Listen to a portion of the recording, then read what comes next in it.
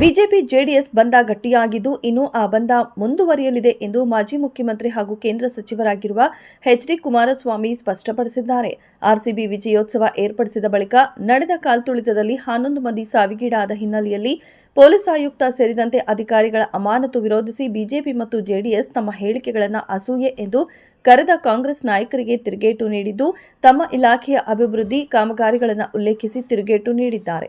BJP JDS ಮೈತ್ರಿ ಗಟ್ಟಿಯಾಗಿದೆ, ನಮ್ಮನ್ನ ಬೇರೆ ಮಾಡಲು ಆಗಲ್ಲ ಎಂದು ಕುಮಾರಸ್ವಾಮಿ ದೃಢವಾಗಿ ಹೇಳಿದ್ದಾರೆ.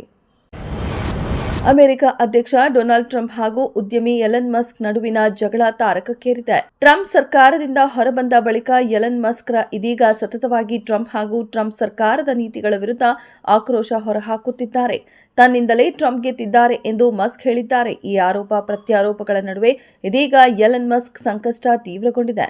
ಎಲನ್ ಮಸ್ಕ್ ಇಮಿಗ್ರೇಷನ್ಗೆ ದಾಖಲೆ ಕುರಿತು ಡೊನಾಲ್ಡ್ ಟ್ರಂಪ್ ಆಪ್ತರು ಅನುಮಾನ ವ್ಯಕ್ತಪಡಿಸಿದ್ದಾರೆ. ಇಷ್ಟೇ ಅಲ್ಲ, ಎಲನ್ ಮಸ್ಕ್ ಅಕ್ರಮವಾಗಿ ಅಮೆರಿಕ ನುಸುಳಿದ ಅನ್ಯಗ್ರಹ ಜೀವಿ, ತಕ್ಷಣವೇ ಎಲನ್ ಮಸ್ಕ್ ಗಡೀಪಾರು ಮಾಡಬೇಕು ಎಂದು ಒತ್ತಾಯಿಸಿದ್ದಾರೆ.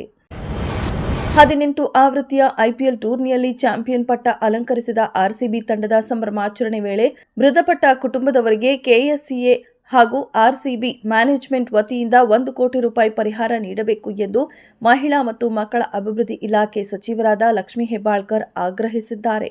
ಆರ್ಸಿಬಿ ಸಂಭ್ರಮಾಚರಣೆ ವೇಳೆ ಅಭಿಮಾನಿಗಳ ಸಾವು ನೋವು ತಂದಿದೆ.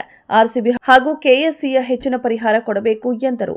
ಈ ಪ್ರಕರಣದಲ್ಲಿ ವಿರೋಧ ಪಕ್ಷಗಳು ಜನರ ದಾರಿ ತಪ್ಪಿಸುತ್ತಿವೆ. ನಮ್ಮ ಹಿರಿಯರು ಇದಕ್ಕೆ ತಕ್ಕ ಉತ್ತರ ಕೊಡಲಿದ್ದಾರೆ. ರಾಜಕಾರಣಕ್ಕಿಂತ ಘಟನೆ ಯಾಕೆ ಆಯಿತು ಎಂಬುದು ಗೊತ್ತಾಗಬೇಕು. ಇಂತಹ ದುರ್ಘಟನೆ ನಡೆದಿದ್ದು ನಿಜಕ್ಕೂ ದುರಾದೃಷ್ಟಕರ ಎಂದು ಸಚಿವೆ ಲಕ್ಷ್ಮೀ ಹೆಬ್ಬಾಳ್ಕರ್ ಹೇಳಿದರು.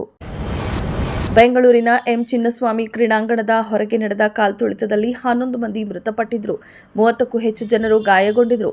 ಸಂಭ್ರಮಾಚರಣೆಗೆ ಸೂತಕ ಅಂಟುಕೊಂಡಿದೆ.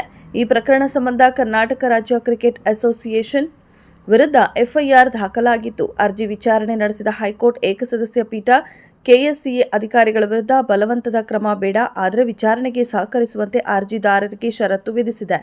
ಈ ಮೂಲಕ ಕೆಎಸ್ಸಿಎ ಅಧ್ಯಕ್ಷ ರಘುರಾಮ್ ಭಟ್, ಕಾರ್ಯದರ್ಶಿ ಎ ಶಂಕರ್, ಖಜಾನ್ಸಿ ಇಎಸ್ ಜಯರಾಮ್ ಅವರಿಗೆ ರಿಲೀಫ್ ಸಿಕ್ಕಿದೆ.